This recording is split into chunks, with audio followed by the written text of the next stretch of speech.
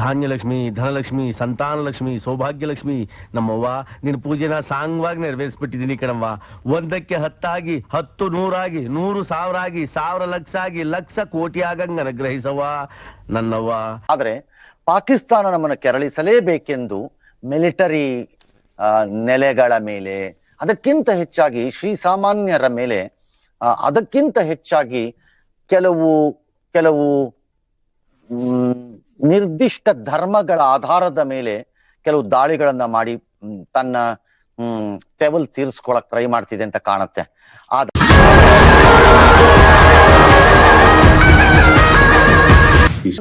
ತನ್ನ ಸೈನ್ಯವನ್ನ ಮುಂದಿಟ್ಟುಕೊಂಡು ಭಾರತದ ಸೈನ್ಯದ ಜೊತೆ ಯುದ್ಧ ಮಾಡೋಕೆ ಶಕ್ತಿ ಇಲ್ಲ ಅನ್ನೋದು ಅರಿವಿದೆ ಪಾಕಿಸ್ತಾನಕ್ಕೆ.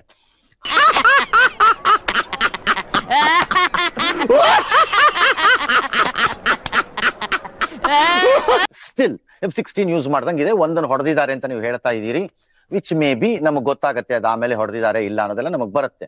C we can't speak like ಪಾಕಿಸ್ತಾನದ ಪ್ರೈಮ್ ಮಿನಿಸ್ಟರ್ ಫುಟ್ಪಾತ್ ಅಲ್ಲಿ ನಿಂತ್ಕೊಂಡು ಹಂದಿ ತರ ಮಾತಾಡ್ದಂಗೆ ನಾವು ಮಾತಾಡಕ್ ಬರಲ್ಲ. ಅಲ್ವಾ ಲೇ ಕಲ್ಲು, ನೀನೀಗ ಅಲ್ಲಾಡ್ದೆ ಮಾತಾಡ್ದೆ ಕೂತಿದ್ರೆ ಗೆದ್ದು ಹಿಡಿದ್ಬಿಡುತ್ತೆ.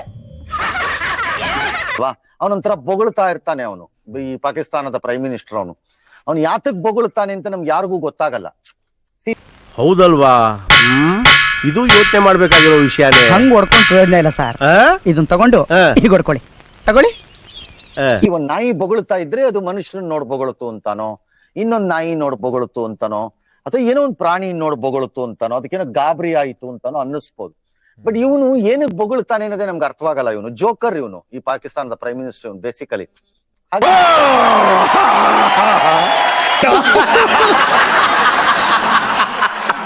ಏನ್ sir? So welcome back sir. ಈಗ IPL ಮ್ಯಾಚ್ ಏನಿತ್ತು ಇವತ್ತಿಂದು, ಅದನ್ನ ರದ್ದು ಮಾಡಿದ್ದಾರೆ ಸರ್. ಡೆಲ್ಲಿ ಪಂಜಾಬ್ ನಡುವಣ ಮ್ಯಾಚ್ ಇತ್ತು ರೇ. ದೇಶಾನೇ ಕಷ್ಟ. ಯಾವನ್ರಿ ಅವ್ನು ಮ್ಯಾಚ್ ಆಡಕ್ ಸ್ಟಾರ್ಟ್ ಮಾಡಿದ, ಅವ್ನು ಕಪಾಳ ಕೊಡಿದ್ರಿ ಅವನಿಗೆ. ಹಿರಿಯರಾಗಿ ಮಾರ್ಗದರ್ಶಕರಾಗಿ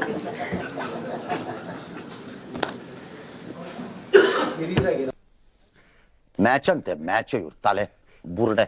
3 ಹೊತ್ತು ಮ್ಯಾಚ್ ಆಡ್ಕೊಂಡೆ ಬಿದ್ದೀರಾ ಕೇಳಿ ಹೋಗಿ ಸಾಯಕ್ಕೆ.